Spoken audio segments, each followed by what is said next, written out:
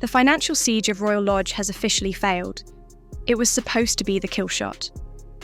King Charles III, in a move of unprecedented ruthlessness, stripped away the £3 million annual security detail. He severed the £1 million private allowance. The strategy was brutal in its simplicity.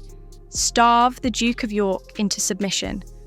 Force him out of the 30-room mansion by making the overheads impossible to bear. The palace expected a surrender. They expected Andrew to crumble under the weight of the bills, but he didn't.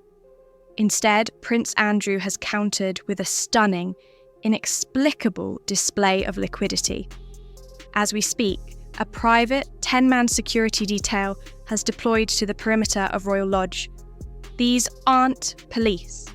They aren't royal protection officers. They are private contractors.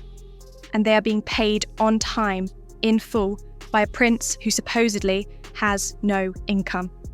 The checkmate has failed.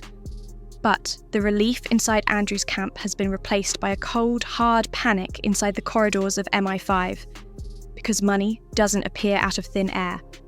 If the king isn't paying for it and Andrew doesn't have it, someone else is footing the bill.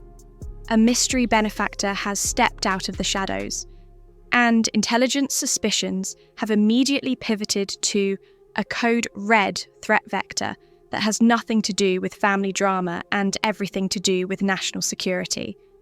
We are looking at the reactivation of the Duke's links to foreign state operatives, specifically the Chinese spy network that has been cultivating him for years. Before we tear into this intelligence dossier, make sure you've liked this video and subscribed to Royal Family Daily. We are tracking the money trail the palace wants to keep hidden. Join us? Here is the nightmare scenario keeping palace aides awake at night. Legal teams for the crown have just confirmed a terrifying reality. The monarchy has no power or legal right to audit Prince Andrew's private financial ledgers. Because he is no longer a working royal, his private accounts are a black box. This is a security catastrophe. We have effectively created a black economy within the royal family. Millions of pounds could be flowing into the Duke's accounts from hostile state actors, criminal syndicates, or oligarchs seeking leverage, and the king would never know. The source of Andrew's survival funds cannot be vetted. It cannot be traced. And it cannot be stopped. The question isn't just who is paying. The question is, what are they buying? Intelligence chatter suggests the answer lies in Beijing. Deep dive records reveal that Andrew is not a stranger to cash for access schemes with Chinese interests. The focus is narrowing on a specific, toxic relationship, Andrew's cultivation by Yang Tengbo. Yang is not just a businessman. He is an alleged spy, a man so dangerous to British interests that he has been explicitly banned from entering the United Kingdom on national security grounds. MI5 doesn't issue those bans lightly. They do it when they have proof of espionage, interference, and influence operations. And this is the man Prince Andrew welcomed into the fold. We need to understand the history here to see the trap that is snapping shut. This isn't merely a friendship, it is a transactional history. We have uncovered records of Andrew attempting to broker a massive $3 billion investment fund with Chinese officials. The structure of the deal was classic Andrew. He was trading on his proximity to the crown. He was using his bloodline as collateral to unlock capital from a communist regime. At the time, MI5 classified these moves as a direct threat to British security interests. They saw a senior royal being courted by a superpower rival using money as the hook. Now, fast forward to today, Andrew is desperate. He is ostracised. He is being hunted by his own brother, and suddenly the cash appears to save his home. Connect the dots. If the mystery benefactor covering the Duke's seven-figure overheads is linked to Beijing, the implications are catastrophic. Think about the physical reality of Royal Lodge right now. It is situated in the heart of Windsor Great Park. It is minutes away from the King's private residence. And it is now guarded by private security personnel. If those checks are being signed by a proxy for the Chinese state, it means personnel paid by a hostile power are manning the perimeter of a royal residence. It creates an uncontrolled surveillance vacuum. Who do these guards report to? The prince or the paymaster? If a foreign intelligence service wanted to plant listening devices, monitor the comings and goings of the royal family, or gather blackmail material, they wouldn't need to break in. They just bought the front door. This fits a specific, proven modus operandi. We have seen this behaviour from the Duke before. He has a psychological pattern of leveraging royal assets as collateral for private financial bailouts. Remember Sunninghill Park. This was the Duke's former home, a property that sat on the market for years, dubbed South York for its tacky resemblance to the Dallas Ranch. No one wanted it. It was falling apart. Then, suddenly, a buyer appeared. Timur Kulibayev, the son-in-law of the Kazakh president. He didn't just buy it. He paid £3 million over the asking price. Why would a billionaire pay a £3 million premium for a rotting house? They don't. They pay for access. They pay for the friendship of the Queen's favourite son.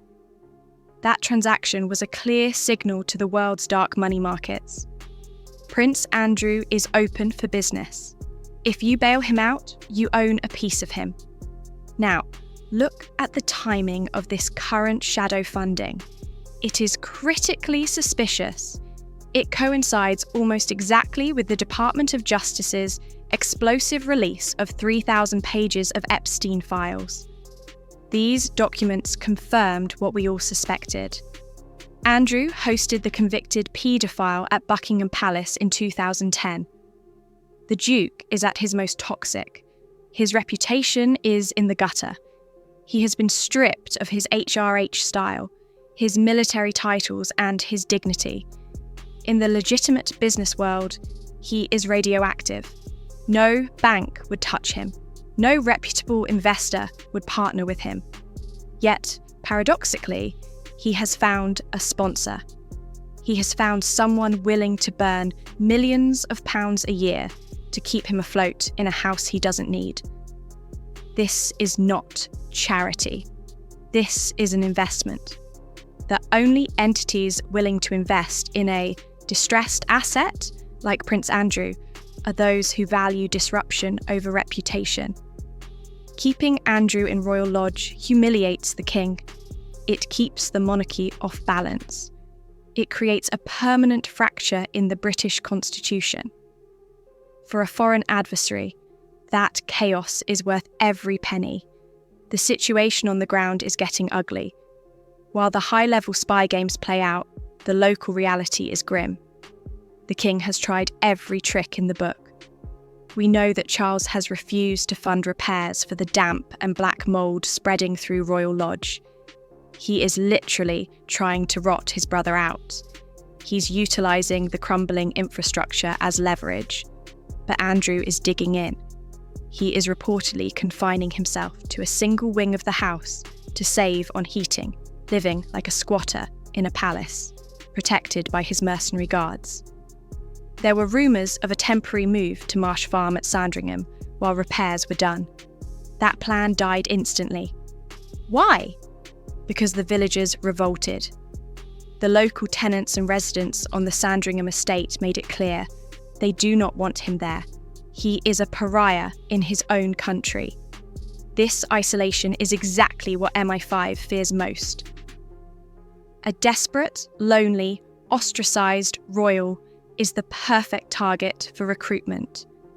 When the family turns their back, the kind stranger with a checkbook becomes a saviour. We are witnessing the slow-motion capture of a British prince.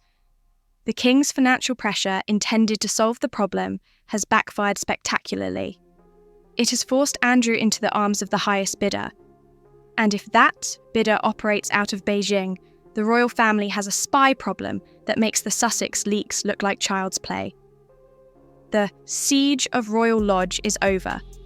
The Cold War of Windsor has begun, and the enemy is already inside the gates. Who do you think is funding the prince? Is it really a loyal friend, or is Andrew selling state secrets for rent money? Tell us your theory in the comments below. And don't forget to like and subscribe to Royal Family Daily for the updates the palace tries to bury. We'll see you next time.